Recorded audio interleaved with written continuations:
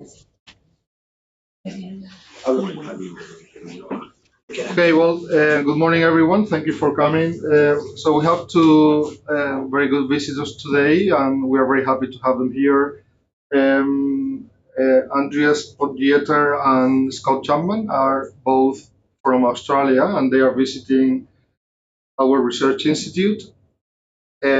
Also on their way to Wageningen University to have also other scientific meetings.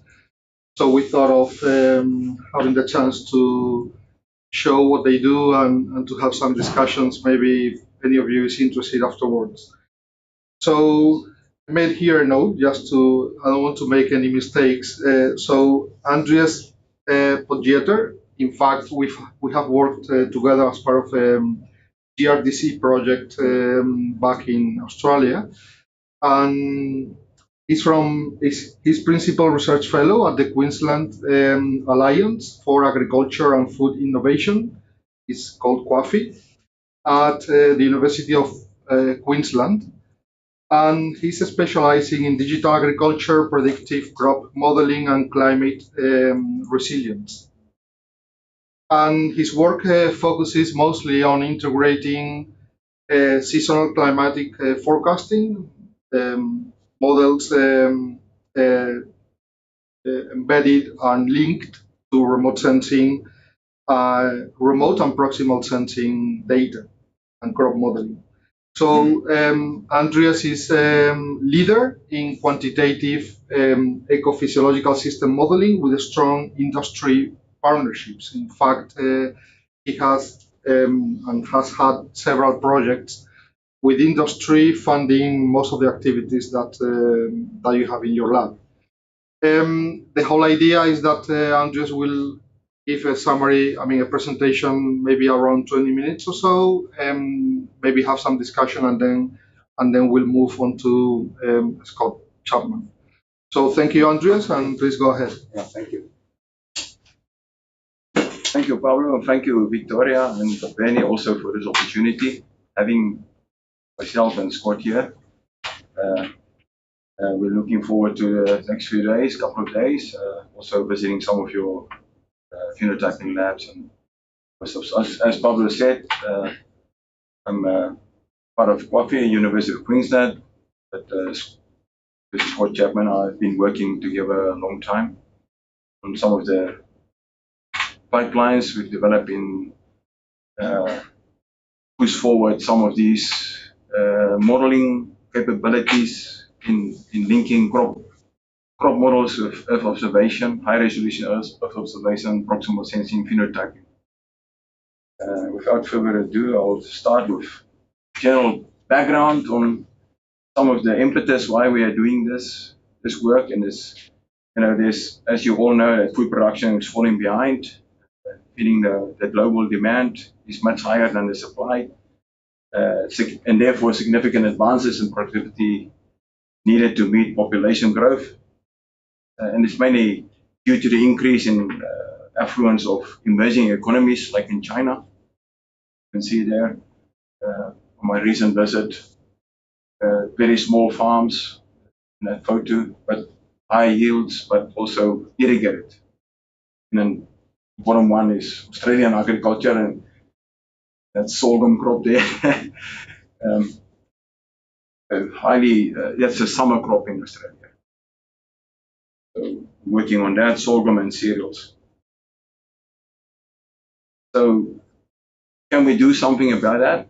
How can we harness digital technologies, specifically cyber physical technologies like Internet of Things, or like at the bottom there you can see the cameras, RGB cameras installed in the field, taking RGB photos, the hyperspectral sensing, AI modeling approaches, but also crop modeling, biophysical modeling. Food production, crop production needs to double by 2050, and most of this Earth observation will increase the value in terms of early stage detection of pests and weeds and diseases, which you have the experts here already Pablo and Bernie, working on that for many years. Hyperspectral and optical imagery, and ability to prevent crop loss and increase the production by up to 20%. Optimizing inputs and reducing costs, using Earth observation likely to cut greenhouse gases by 4 to 6% overall. So these are just broad statistics also in terms of the use of Earth observation satellite, which I've been working in for some years now. Satellite enables analysis of soil moisture. Soil moisture is very important, specifically in Australia, starting soil moisture at planting, but in this case, or irrigated crops. Had some discussions this morning about olive trees, irrigated olive trees, water use.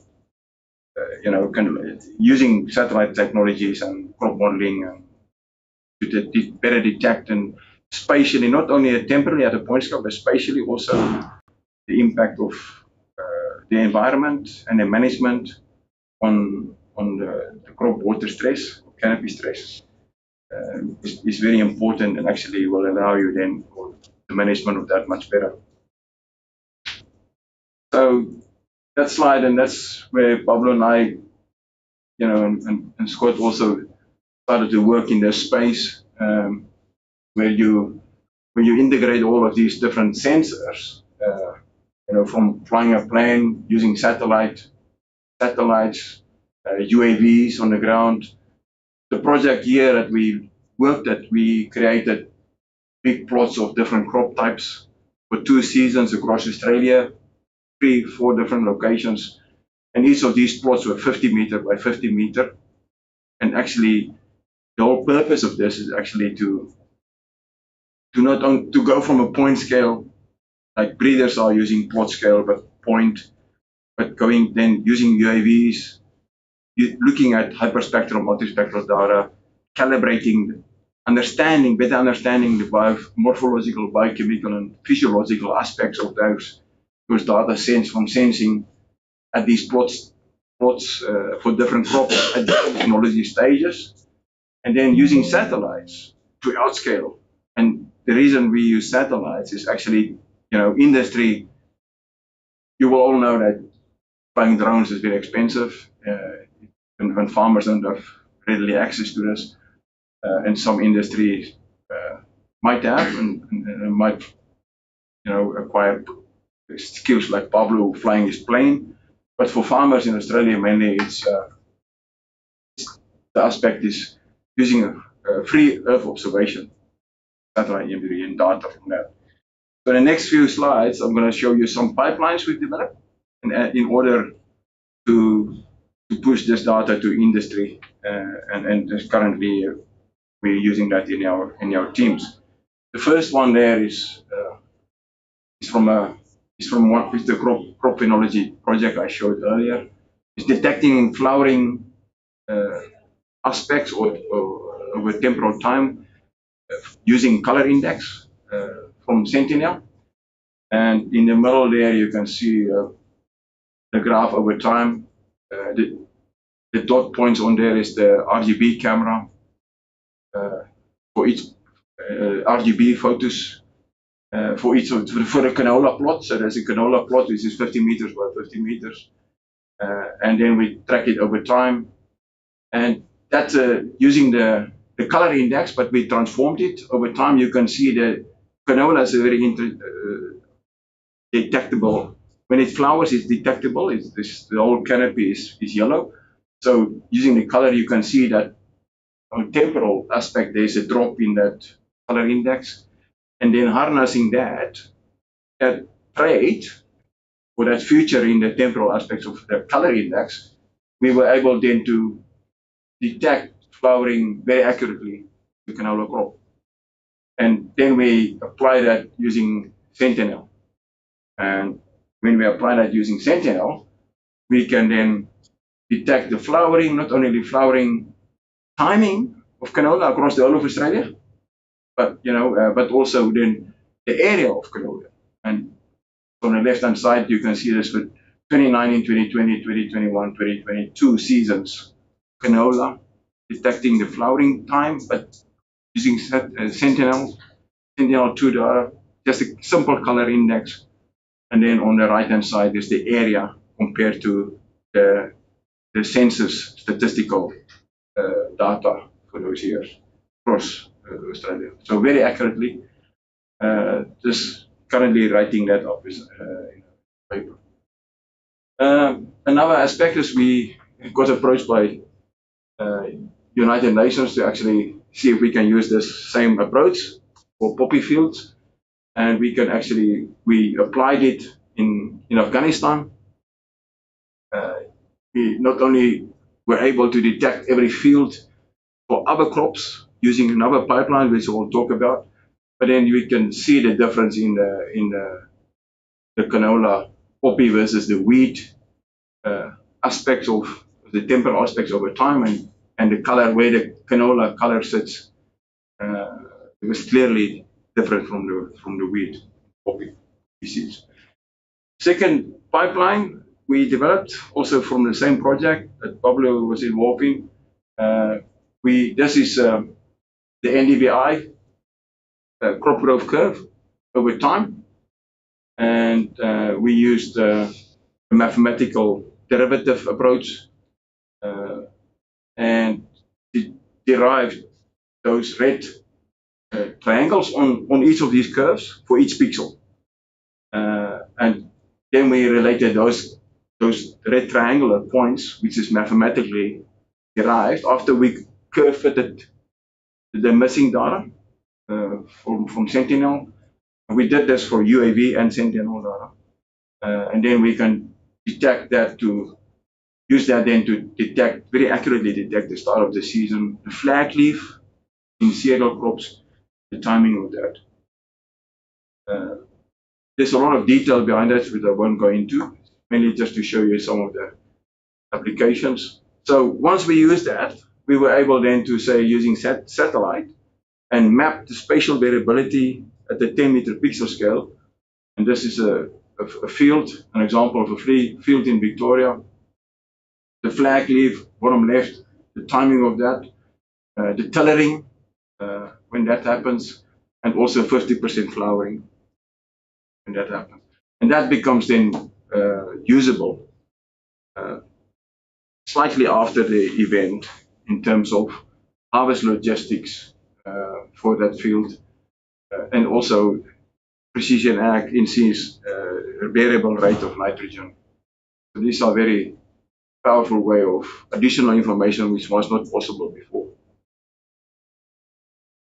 Another output from that same project is we developed a crop ID model, and I've heard this morning from our commercial entity in UQ that the license, we had the industry partner here who will take this now to use that in their business platform across Australia, and that licenses will be signed within the next day. So we developed this different nodes of crop types. So crop type detection is not just, let's take a machine learning approach and let's see if we can discriminate between crop types. It's actually you have to start at the data first, handling the data. So we developed a whole pre-processing pipeline for that, statistically also determining how many fields of a crop type is needed to actually, within a 30 square kilometer grid cell across the whole of Australia, how many fields of data is needed for what accuracy you need. So obviously, if you don't have enough ground truth, the nice thing about this approach is the user, it's not a pre-trained model. You upload your own data, and it trains, and it gives you the output and discriminates. So it's a data-driven approach, and that whole approach can be used anywhere in the world. If you have ground truth data, we can run that through there with that system. The post-processing part of that, so the model crop machine learning crop type discrimination has a confidence for every pixel of what the likelihood of that crop type is. So we developed a post-processing pipeline in another project, which is Crop Vision, a ARC linkage project I'm leading, and where we actually delineate every field boundary in Australia for the last 8 years, And then we apply the confidence. At the bottom right, you can see the transformer prediction, every pixel. Then we have a confidence of greater than 80% that crop type is actually that crop type in that field, and then a neighborhood majority, which we then apply our field boundaries. We also developed, this is probably not a very research-oriented one, but this is actually more for PhD students and researchers that does not have access to remote sensing data, to actually just use this pipeline, which is a satellite imagery downloader, and you can upload your field, and it downloads the Sentinel data. You can set your filter for cloud cover, so they don't need to go through the Planet or the Sentinel apps and have an account, so to speak. So this is actually working quite well. Some of our PhD students already using this pipeline, and very effectively. Cropping dynamics. We've developed this pipeline actually to, where we use the temporal profile from Sentinel or MODIS, even longer timelines, 24 years, where we can actually determine the periods of non-crop or crop, and when that happened, when that fallow starts. Fallow in Australia is very important for water harvesting, for starting season, for the next season, which is the opposite of the coin, basically. Many people tend to forget that the importance of fallow. The irrigation is different, but this is dryland cropping.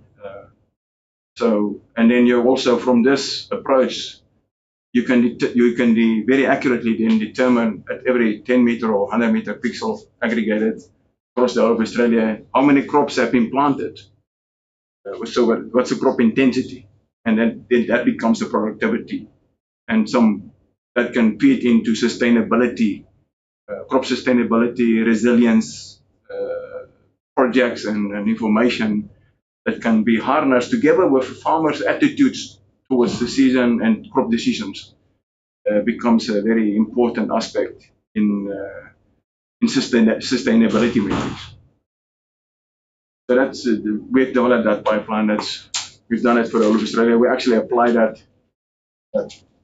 One of the boundaries here, we call it a productive paddock boundary detection, not the physical boundary for field. This pipeline is, we run it every year, because it won't change that much, or every season you can run this anywhere. We've run this now in Afghanistan, we've run this now in Mexico for 2 regions, and using Sentinel, and we then can determine every boundary is productively for every season, for which season, and also for becomes then it gives you the area of summer versus winter season, the seasonality of that for each of those fields. So it becomes a very functional driven pipeline using remote sensing. And for each of those fields, you have the start of the season, the end of the season, the peak, when that peak occurs, and when the season starts. So there's a timing aspect here, which is very important for decision making. As I said, crop intensity, we've done that there for Australia. And you can see the Western Australia part, which is mainly winter crop oriented. This is for 16 seasons, so it's 8 years of Sentinel data. So there's a winter and summer season, so that's why the legend goes up to 16. If you have the orange there, which is Western Australia, means that they don't miss a winter. It's very, very stable winter crop environment. As you go to the eastern part, South Australia, there's some blue and light yellow creeping in. Victoria, parts of Victoria, again, orange and yellow. So always winter. Always winter, yeah, exactly. But linked to that also the field boundaries, but also the timing of that. And you can then look at If you run this for motors for 24 years, you can then look at the impact of climate and management and seasonality. What are the trends in these peaks? And is there a shift in the timing of sowing and end of season? And what is the magnitude doing? Is there a downward trend or an upward trend? And if you start looking at the environment, the impact of the environment and management decisions from industry, there's an earlier push for earlier planting. Did it work or didn't work? Where did it work? So there's other things that we can push this through. That's what I mentioned, Mexico. I won't go into that. We've done that for Mexico. We delivered a report recently, end of last year, to them. So that's again, the data-driven pipeline. So all we need to do is just rerun that. If new data comes, new season is finished, we can rerun that whole pipeline. Then, which is I've been working in for many years, since it's crop forecasting, yield forecasting, and this is, with this crop vision project that I mentioned, we now have developed a recalibrated wheat model where we predict for every 10-meter pixel across Australia, we can predict wheat yield if there's wheat has been planted with high accuracy. As you can see, we've used about 400 fields for 5 seasons across Australia for wheat fields. And we also developed a new index, mathematically iterative approach, using all 10 bands from Sentinel. Say, well, what if we don't use the traditional vegetation indices? And you can actually use any trade. We use the same approach for protein. And say, okay, use the 10 bands from any, or if you have hyperspectral bands, we can say this is the observed. We run an iterative mathematical approach. Say, create me the best combination of bands, give me a new index. And we've done that actually. And that improved our accuracy in predicting yield at the pixel scale and then aggregated to the field scale. So we're in the process of also, this pipeline exists. We are in the process of commercializing, building it automated so that the commercial partner can actually use this without us paying for the Google Cloud engine to download that data. So it will be on the user side that they will use it. The API will be just the model that we calibrated on. It will sit in an API somewhere. We don't know yet how, but we're working on that. Again, we use the same approach for protein. If you have observed data, we, instead of using an EVI or NDVI, this is just looking at peak canopy. When peak occurs, obviously there's more work to be done here. More research can be done. So, if in Spain you have some protein data, for wheat or cereals, it'd be interesting to actually see if we can collaborate on some of this work together with you guys. But we actually now have developed a protein map with a yield map for the same data set, and that feeds into some of the work that Scott's going to show you on the supply chain logistics, harvest logistics project that he's leading also. So there's very interesting things to come out of this. One of the current projects I'm involved in is actually looking at just harnessing Earth observation, soil moisture metrics. So that was at the start of the season, where we actually look at the last, say, 8 years for a specific field. And we use the dynamics. It's important here to use the dynamics for that field, because that soil metric or index, there should be no crop. There should be no canopy. So we use that and say, well, 1st of September, before summer cropping, if there was no crop, then we use that and we rank that metric and create an ensemble of that ranking for that same field across the last 8 years. That gives you the starting soil moisture metric. We actually calibrated this also. We found we actually ended up with 2 indices. One from S1, because you need to use S1 because of the cloud cover in summer. And we found that if we use S1, it increases the ability to predict moisture at the top level. We actually used a different approach. We actually accumulate it over time during the fallow. And that gives us the ability now to go deeper into the soil moisture. We don't know how it works yet, but yeah, it does give you, it's not predicting soil moisture per se, because we can't do that, but it's more about relative dryness and wetness. We also have now have an automated approach using the ECMWF forecast from GCM and downscale from colleagues from CIRO. We have climate forecast for every station in Australia, and then we have the crop model ABSM. So we have 3 different ensembles, and this information becomes, we're putting that into a dashboard that is for industry partner like a seed company or Pioneer or Atlanta Pacific Seed. They can then talk to their agronomists and they say, well, this is your field. This is where this current season sits in soil moisture. This is the current season sits in climate forecast. Rainfall pre-act 2020, we predicted VCM max and chlorophyll A and B. That's the distribution there. And this is VCM max. When we have that calibrated model, we found across 2 years an overall accuracy of variability explained about 0.79 of VCM max. This is what Pablo did for the flight, one of the flights, 2 different dates actually. Winter crops, 2, 4, 6 different winter crops, and this is chlorophyll A and B. And each of these pixels here is about half a meter, but using his machine learning, his infilling approach from the nano camera.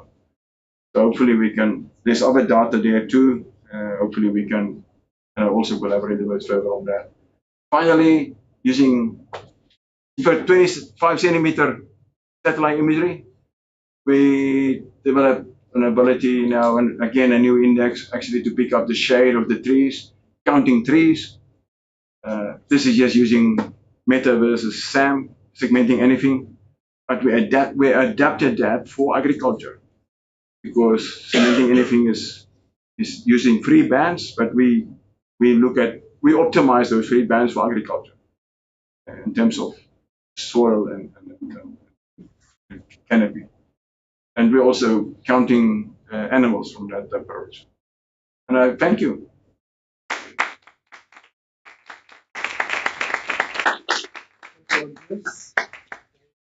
Questions? A question about the crop identification approach that you presented at the beginning. You made a comment that can be now applied worldwide in some way. Yes. If you have training. Yeah. So how robust the model is, because the species are probably obviously the same or similar from the optical point of view. Yeah. But the light conditions, the direct to diffuse components of the light change depending on latitude and so on. Yeah. Do the models perform well when those atmospheric and ambient conditions change when you apply to another place where the model hasn't been trained? That model gets, so say for instance Victoria, obviously where your training data comes from, it probably will be the most accurate. Yeah. Because not only about what you mentioned there, but also because of different management practices and environments. So in Victoria, we trained it on 2 or 3 districts or shires, and then we applied it to 30 of them. At the pixel scale or a field scale, definitely there's always going to be, error. But when you aggregate up to a district level and compare it to the area, depending on what your purpose is, if you want it precisely for a farm, it won't be as accurate. But when you aggregate up to get total area versus, say, to replace census data, for instance, or survey data, it's very accurate. The good thing about that approach is if you have data, very good spatially distributed data, then it will be just as accurate as the amount of data you have. Yeah. It's getting trained on that. Yeah.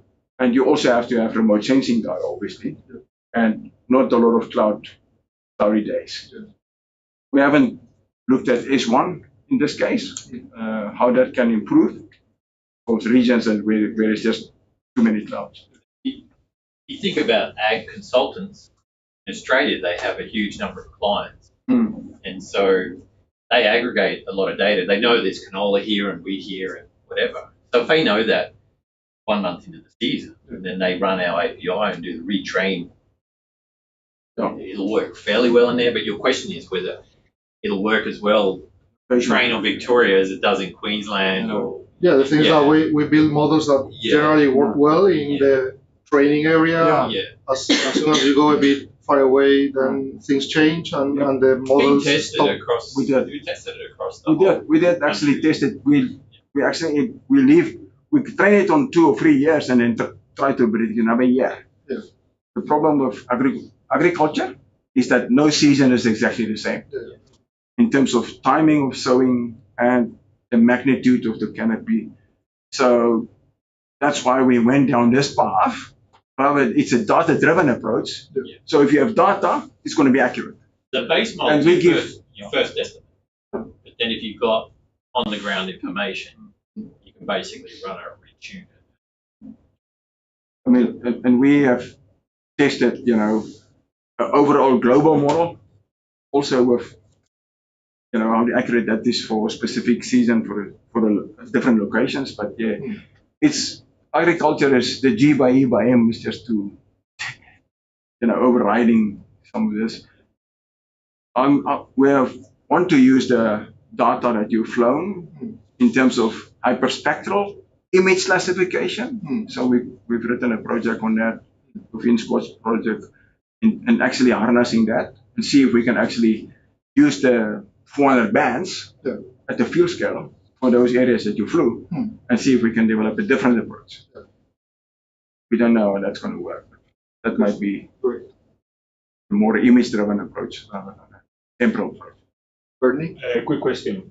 So in terms of data platform that you use to access the satellite imagery, are you using like a Google Earth engine, or are you using some fancy data cube or some of the initiatives? Google Earth engine is our main thing that we access data from. You looked at using the hypercube.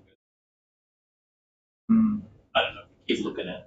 Yeah. If someone's going to do all the work and we can reuse it, we'll use it. Only if it's fast.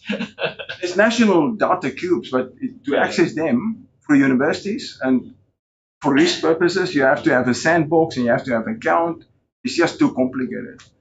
It's easier to go with your credit card. GTE and run it. But we found that we even looked at AWS, running some of this, but it's too expensive. And we gave up because the Colab or the Python Colab and GEE is just much more powerful for these type of approaches. Well, AWS doesn't have all those functions. You have to write those functions from scratch. So the approach we're taking here is we actually, the commercial partner has their own GEE account, so they pay for it. So we don't want to sit with that. We're not in that space. And we have a problem with Nectar. Not a problem, but because we are researching in that space. Once you move to a commercial partner, then you can't have that sit there. So I don't know, even with your experience from University of Melbourne, if you had any thoughts on that.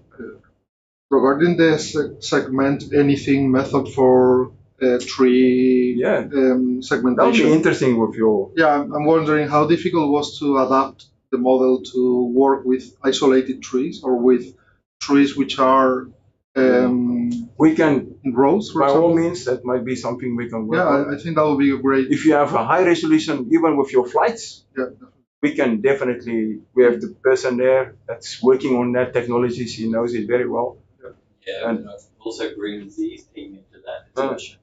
we've got a very high capability in computer vision through our computer. That's definitely something we probably can look at. Basically, we take off the shelf models and then super tune them with very high expertise.